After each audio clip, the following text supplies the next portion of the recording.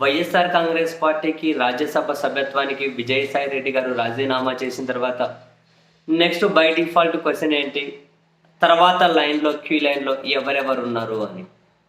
సరే, కొన్ని పేర్లు వినిపిస్తూ ఉన్నాయి. దాదాపు రాజ్యసభ ఎంపీలందరూ కూడా వెళ్ళొచ్చు అనే వార్తలు వెలువడుతూ ఉన్నాయి. ఏదో ఒకరో ఇద్దరు మిగులుతారేమో అని. ఇప్పటికీ ముగ్గురు వెళ్ళారు, ఇప్పుడు ఎంత కలిపి నలుగురు అనుకుంటా. మళ్ళీ ఎదుగో ఏ క్షణమైనా మరో ఇద్దరు ముగ్గురు పోతారంటూ ఉన్నారు. ఒకవేళ మిగిలితే మరో ఇద్దరు ముగ్గురు మిగులుతారేమో అని చెప్పి అయితే చర్చ జరుగుతోంది. అయితే సింపుల్, ఇక్కడ విజయసాయి రెడ్డి గారి తర్వాత ఎంతమంది క్యూ లైన్లో ఉంటారు అన్న ప్రశ్నకు సమాధానం పెద్ద కాంప్లికేటెడ్ ఏమీ కాదు. ఎవరైతే వ్యాపారవేత్తలు ఉంటారో, ఎవరివైతే ఆర్థిక ప్రయోజనాలు ఎవరైతే ఆర్థిక వ్యవహారాలు కాంప్లికేటెడ్గా ఉంటాయో, ఎవరికైతే ఈ ఆర్థిక ప్రయోజనాలు మెండుగా ఉంటాయో, బై డిఫాల్ట్గా వాళ్ళు వెళ్తారు.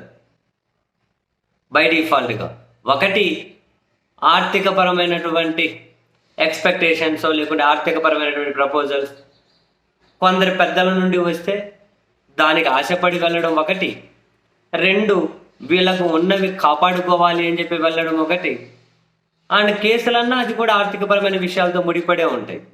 సో మొత్తం ఫైనల్గా వీళ్ళు పార్టీ నుంచి వెళ్ళిపోతున్నారు అని అంటే వాళ్ళకేమి సిద్ధాంతాలు కాదు, పార్టీ కాదు, నాయకుడు కాదు, క్యాడరు కాదు, ఎక్సో వై ఇవేమీ కావు. కేవలం ఫైనాన్షియల్ వ్యవహారాలు మాత్రమే సెంట్రిక్గా ఉండి అవి ఇబ్బందులు పడతాయి అనుకున్న వాళ్ళు వెళ్ళిపోతారు. సో ఆ ఫైనాన్షియల్ వ్యవహారాలు మరింత మనకు బలపడవచ్చు, వైసీపీ నుంచి బయటకు వస్తే అనుకున్న వాళ్ళు వెళ్ళిపోవచ్చు.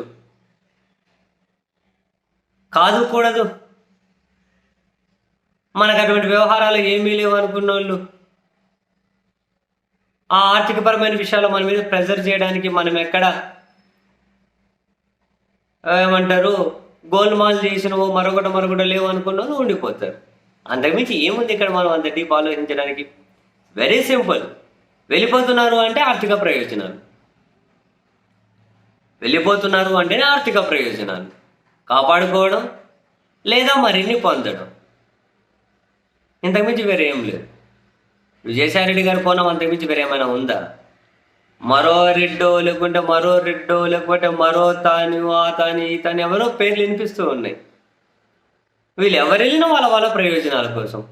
దానివల్ల రాష్ట్రానికి వచ్చిన నష్టం లేదు, వైసీపీకి వచ్చిన నష్టం లేదు, వైసీపీ కార్యకర్తలకు వచ్చిన నష్టం లేదు. వాళ్ళని వీళ్ళ బదులు వేరే వాళ్ళకి రాజ్యసభ ఎంపీ ఇస్తారు కదా. ఏ పార్టీ కోసం అయితే వీళ్ళు రాజీనామాలు చేస్తున్నారో ఆ చేయించుకున్న పార్టీ ఏదైతే ఉంటుందో వాళ్లకు రాజ్యసభలో ఒక సంఖ్య పెరుగుతుంది అంతే. అంతకుమించి దేశానికో రాష్ట్రానికో వచ్చినటువంటి పెద్ద ఇబ్బందులు లేవు. వైసీపీకి వచ్చినటువంటి ఇబ్బంది అంతకుమించి ఏమీ ఉండదు ఇక్కడ.